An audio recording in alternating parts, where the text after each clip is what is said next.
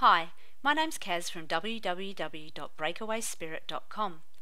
Our mission is to inspire and empower people to break away from the limiting beliefs that hold them back in life and to open their minds to new opportunities for happiness and success.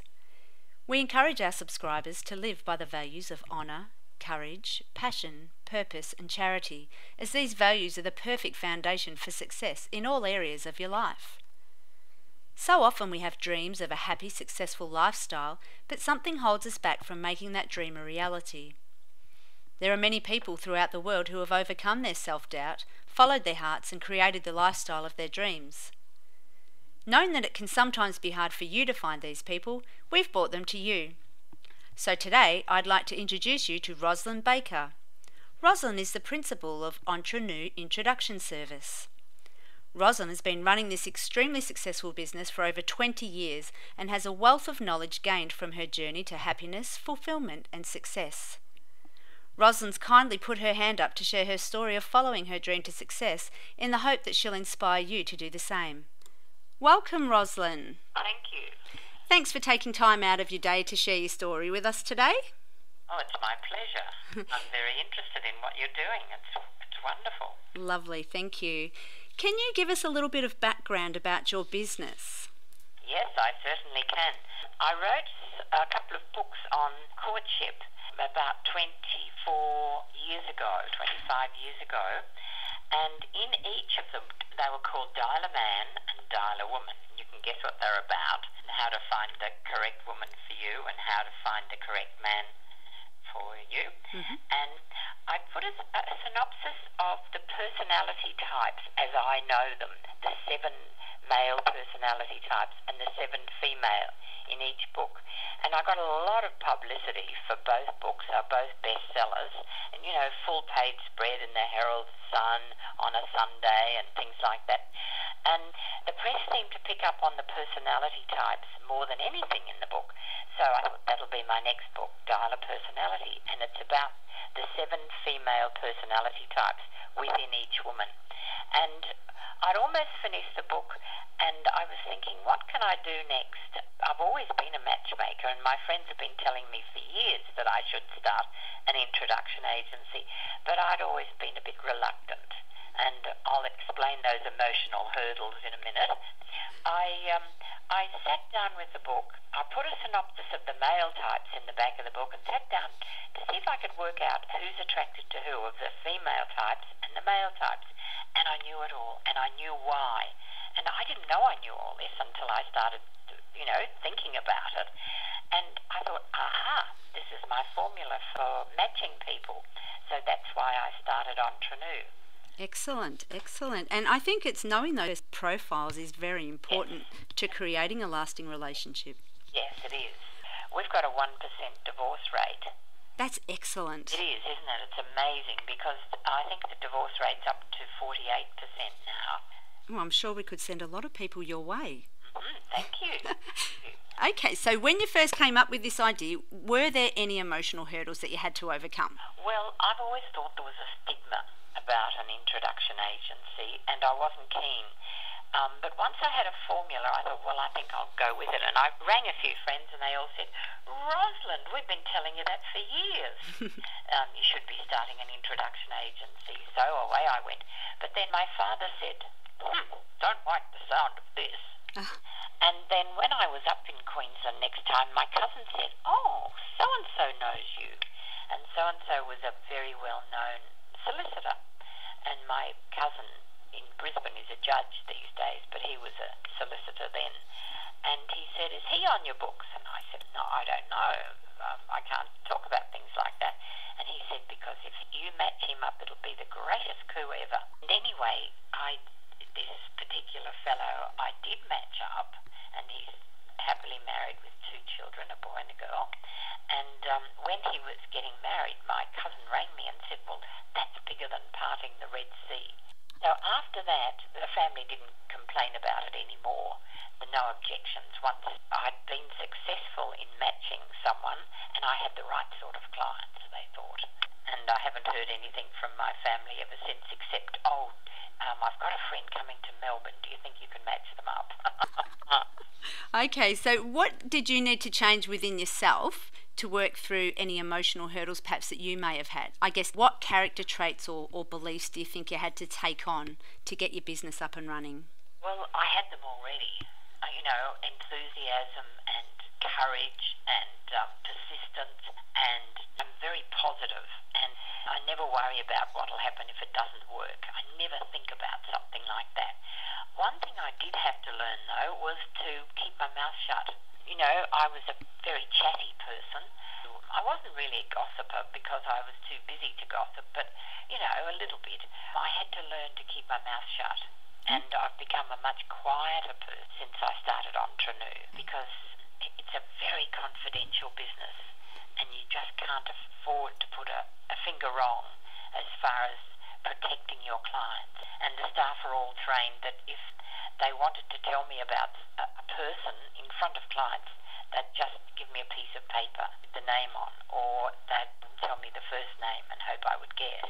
Excellent. And that stands you apart from others as well, your Yes. professionalism. Yes, and I had to learn to lower my voice too, because you must be very careful not to be heard in the next room when you're discussing someone's very private business. Okay, what are some of the common problems that you found while setting up the business, perhaps technical or logistical or... Well, the biggest problem was getting something that worked in the way of a database on the computer, because in 1991 there wasn't much around. 1993, Microsoft brought out Access, and that was my first database. I've been using it since 1993. Started it myself, but realised that I didn't have the knowledge to be able to make it as in-depth as I wanted. So I employed a fellow, and he was excellent in setting up so that I could match, and I could have two people up on the screen. And then perhaps I'd be matching a woman, so I'd have her on the screen, and I'd flick through other men, and their photos would come up beside her, and I could compare their hobbies, their personality type, their looks, because looks are important when you're matching people. If they have similar features, they're more likely to be attracted to each other. It went from there, and then I've had the same IT person for about 12 years now, and sometimes he works all week, but mainly it's either 1 or 2 days, just making minor changes that I want, or every now and again I get some fantastic idea of something I want.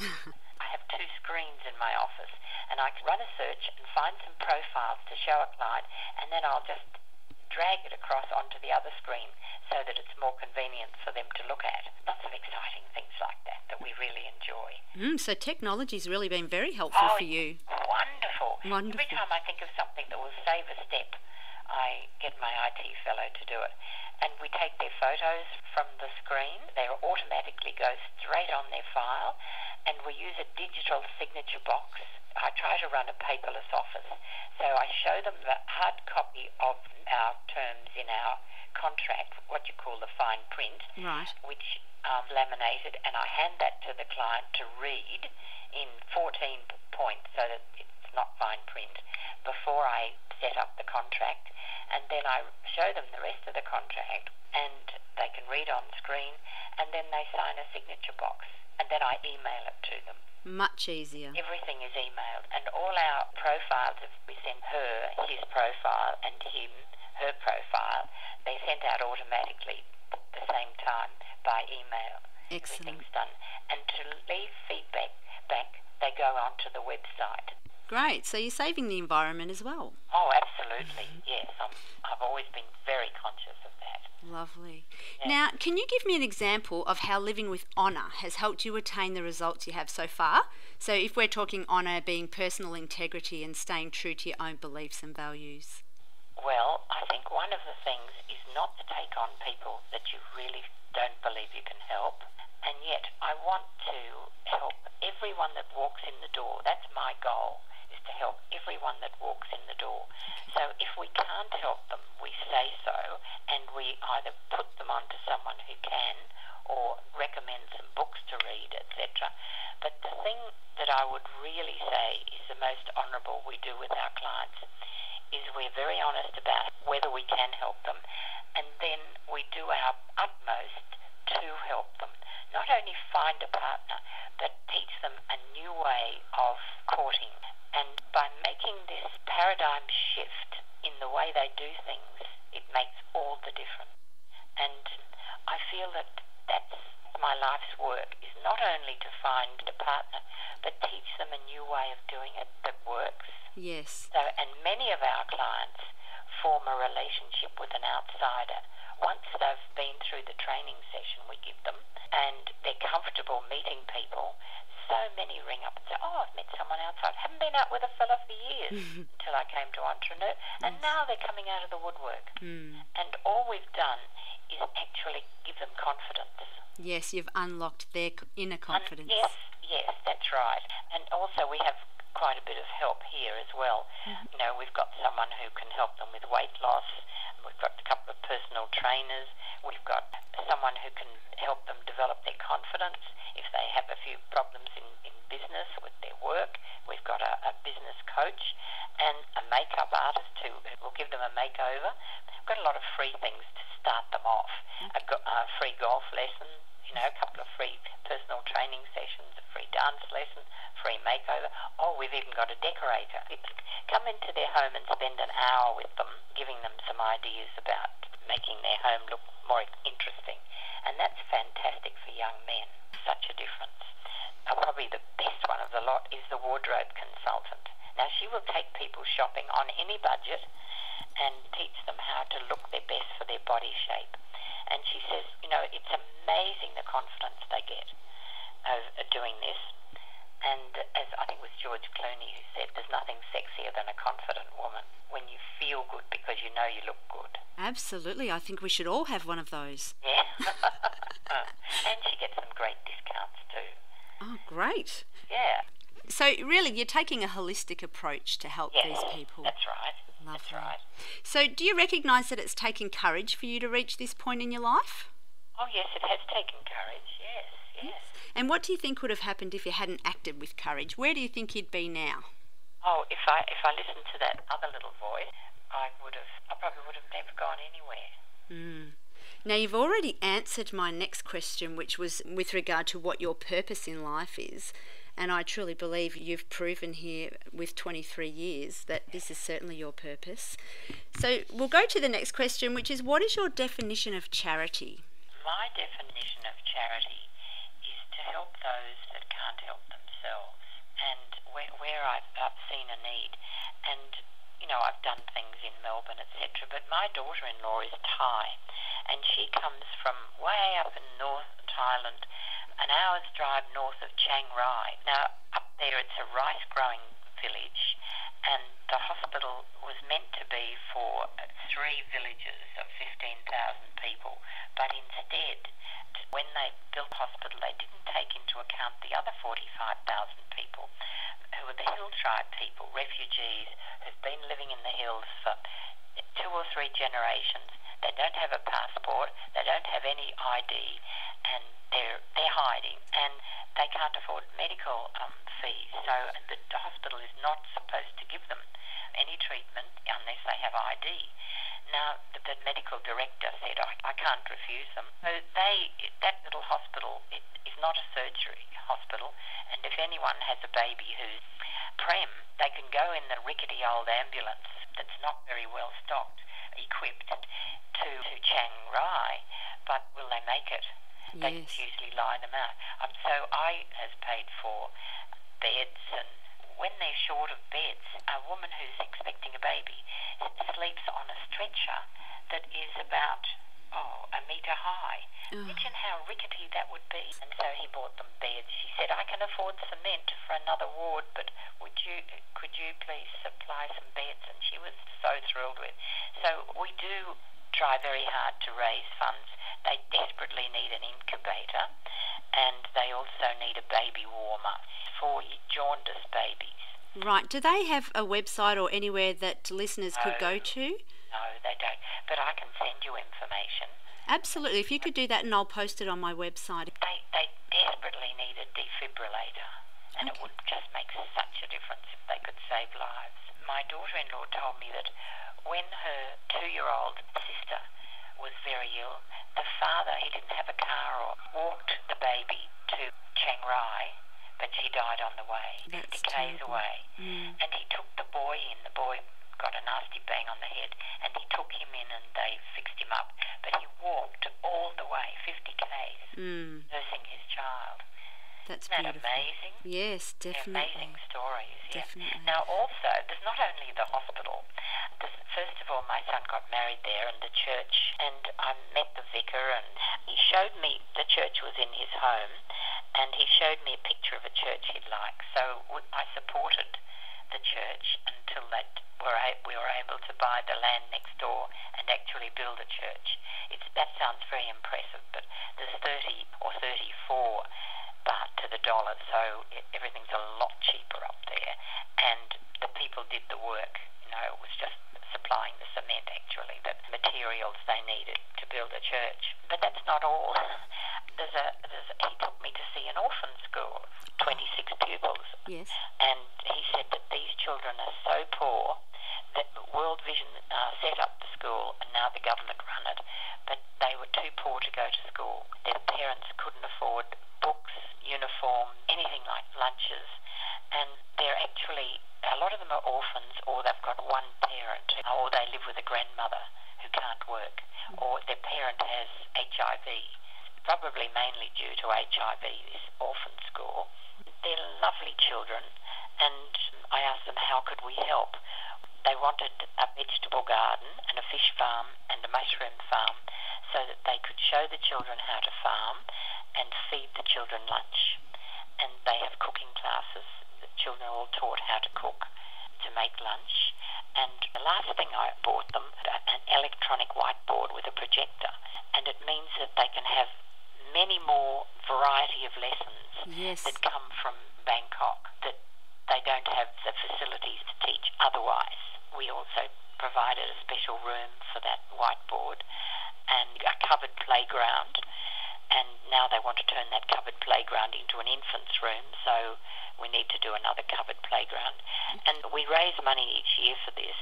And when I asked them last time, is there anything else you want? I'd like something more educational. They said, yes, absolutely. A poultry farm. And I didn't really think that was educational, but I suppose when you live up in the rice growing area, poultry farming is educational, isn't it? Yes, a way of life. Yes, it's their way of life, yes. That's what I call charity. And that's beautiful, and you've certainly contributed a lot. No, I haven't contributed a lot to charity. It's given me something. Yes. So much pleasure. It's such a thrill.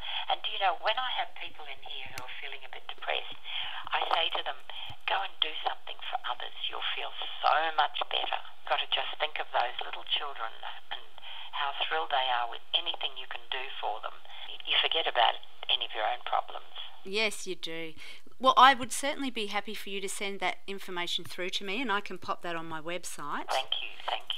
Now, I've just visited your website and subscribed to your newsletter, and what really struck a chord with me was that I could really sense your values had a strong influence in the way that you take a holistic approach to finding a partner for your members. Yes. Do you think that being able to live true to your values within your career is the key to your longevity in this business? Yes, absolutely. Absolutely. And I guess that follows on with your passion as well. If you're passionate and you can live true to your value. I'm passionate about my charity work, and I'm passionate about my clients. And we have a board that every couple who form a relationship, their names go up on the board, and we celebrate every couple. The staff love it. They all say it's the best job they've ever had. Now, I also love your mission statement, and I think that can be utilised in all areas of life. Yes. One point being we all need to set realistic goals. Absolutely. Commit to their aims. Yes. Recognise our full potential, and learn new skills and hone our old ones. And I think that's excellent advice that we could use every day. Thank you. Now, there's a wealth of information on your website. If you can give me your website details. www.entrepreneurs.com.au. Excellent. Okay, so is there anything else you'd like listeners to know about your business? Oh yes, we have an information pack. It's very large, very comprehensive, but it covers everything. So if anyone's don't know whether they are interested or not, but would like more information, if you go onto our website and click on the information pack. That can certainly fill you in. Lovely. Okay, well that is great. Thank you so much, Rosalind, for taking the time out of your busy schedule to share your story with us. And we look forward to hearing more about Rosalind Baker and Entre introductions in the future. Thank you. Thanks, Rosalind. Goodbye. It's always inspiring to hear from people who've followed their hearts and are creating the lifestyle of their dreams. I hope that you've enjoyed this interview and will look further into the values of honour, courage, passion, purpose and charity to create a happy, fulfilled and successful future for yourself. If you know of anyone else who may benefit from this inspirational story, please make sure you share this link on your social media pages or websites. Please support our interviewees by taking the time to check out their websites and products. It's a great way to say thank you for sharing their story. Make sure you subscribe to www.breakawayspirit.com so that we can notify you of upcoming interviews and articles to empower you to allow your breakaway spirit to shine. So until next time, sending confidence and courage your way. Bye.